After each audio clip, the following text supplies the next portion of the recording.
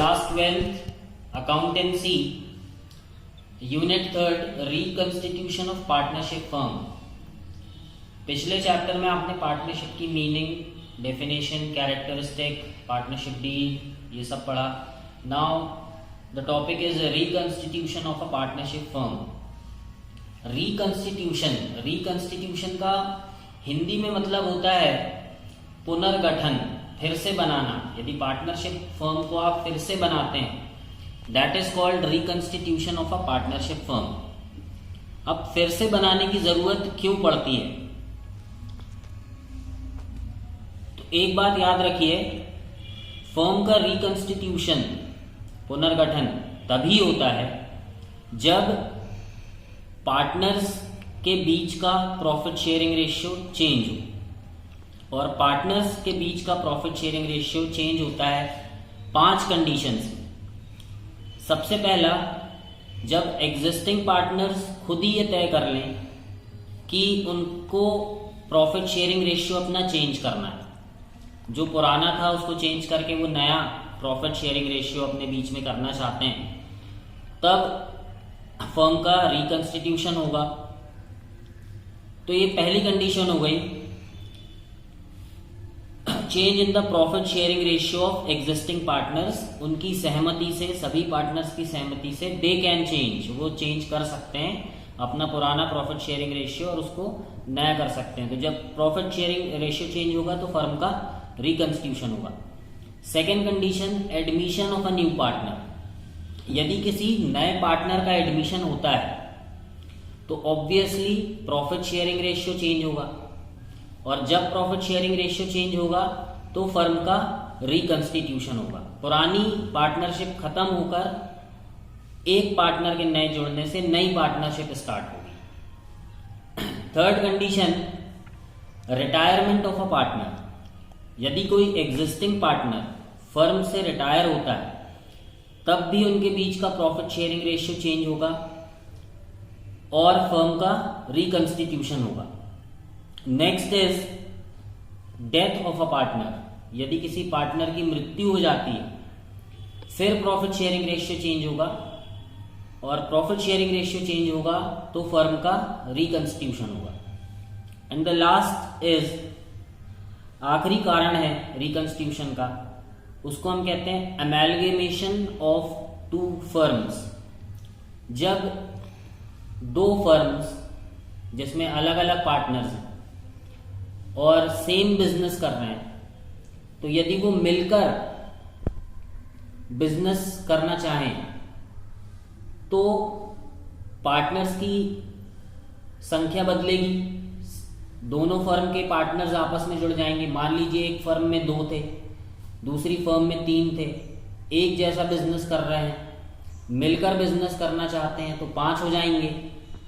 तो इन 5 पार्टनर्स के बीच का प्रॉफिट शेयरिंग रेशियो चेंज होगा और फर्म का रिकंस्टिट्यूशन होगा।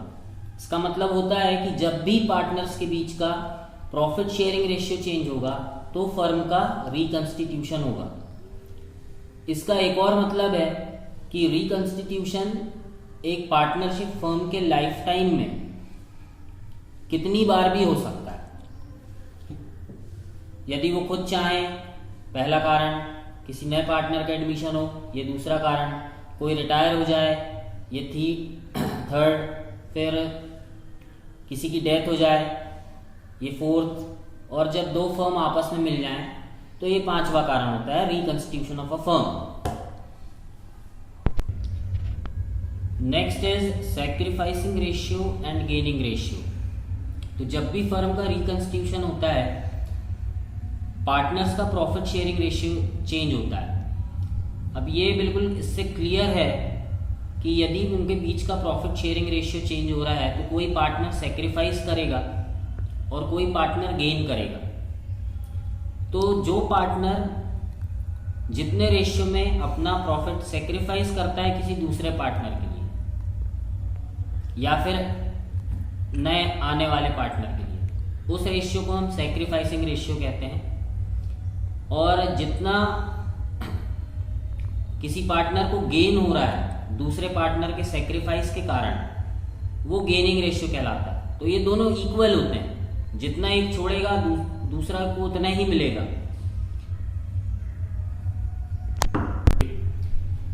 अब आपको ये बात समझना जरूरी है कि रेशियो हम कैलकुलेट करते कैसे हैं। सपोज ये देखिए कि 3 partners A, B and C,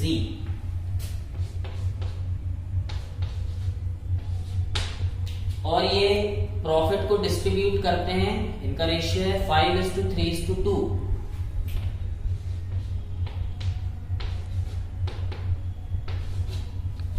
इसका मतलब क्या होता है? हम तो बेसिकली हमको यही नहीं समझ में आता है कि 5:3:2 को डिवाइड करना कैसे है। तो जितना भी रेशियो, जितना भी प्रॉफिट हमारे पास है, हमको उसको 10 इक्वल पार्ट्स में डिवाइड करना है। क्यों? 5 and 3 8 and 2 10, 5 और 3 8 और 2 10। इसका मतलब ये हुआ कि जिस भी अमाउंट को आप डिवाइड कर रहे हैं उसको आप पहले 10 भागों में बांटिए। 10 में से 5 भाग A को मिलेंगे, उसी 10 में से 3 भाग B को मिलेंगे, और उसी 10 में से 2 भाग आपके C को मिलेंगे। तो जितना रेशियो हमको दिया रहता है पहले उनको टोटल कीजिए और उनके अपॉन में वही नंबर आता है, क्योंकि आपको उस पूरे प्रॉफिट को 10 इक्वल पार्ट्स में डिवाइड करना है। 10 में से 5 A को देना है, 10 में से 3 B को देना है, और 10 में से 2 C को देना है। मान लीजिए ये उनका ओल्ड रेशियो था।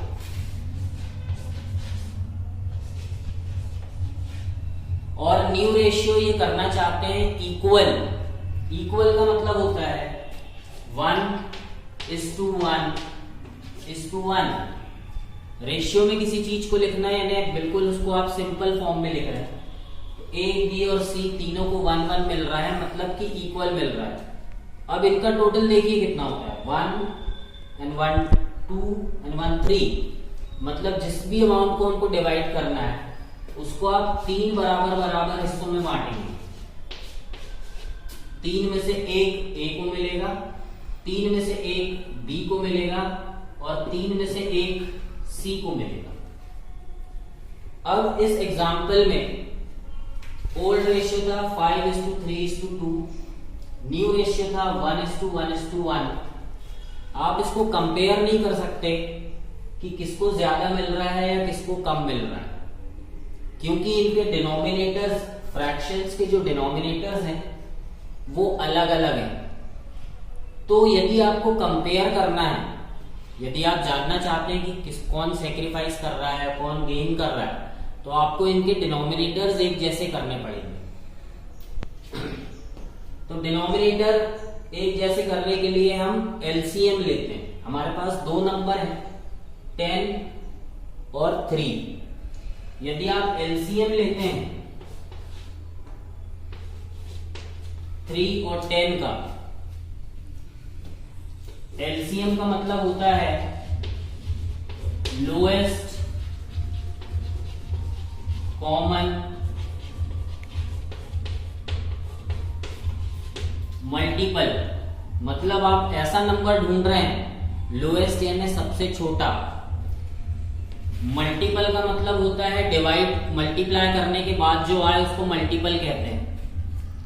ऐसा सबसे छोटा नंबर जो 3 के टेबल में भी आए और 10 के टेबल में भी आए वो एलसीएम कहलाएगा, लोएस्ट कॉमन मल्टीपल। एलसीएम लेने का तरीका आप मैथ्स में पढ़ चुके हैं। तो ये सबसे पहले 2 से डिवाइड होगा, 3 वैसे ही रहेगा, 2 5 जा 10, 3 से 1 जा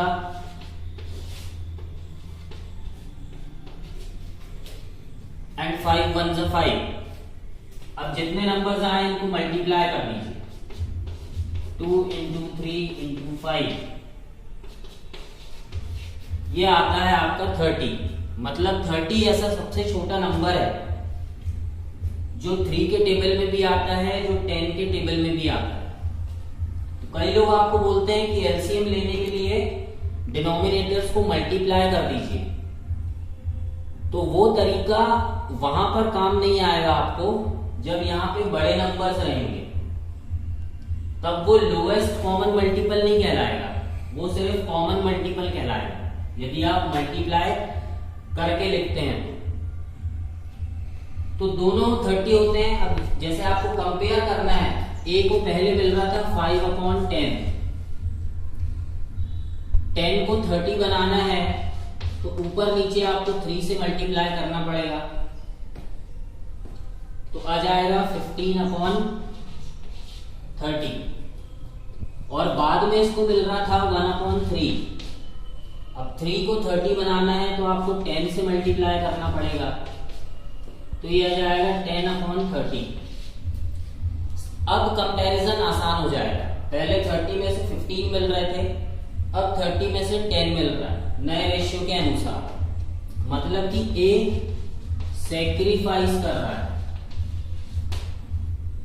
वैसे ही बी का यदि आप देखें, पहले मिल रहा था 3/10, 10 को 30 बनाने के लिए 3 से मल्टीप्लाई करेंगे 9/30, और अब मिल रहा है 1/3, 3 को 30 बनाने के लिए 10 से मल्टीप्लाई करेंगे, मतलब 10/30।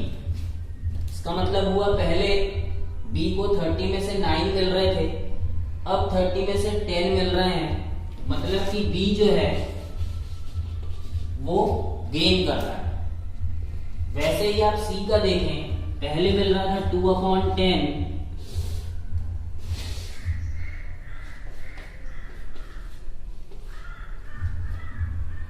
10 को 30 बनाने के लिए 3 से मल्टीप्लाई करेंगे 6/30, और बाद में मिल रहा है 1/3, 3 को 30 बनाने के लिए 10 से मल्टीप्लाई करेंगे, तो आपके पास आ जाएगा 10/30।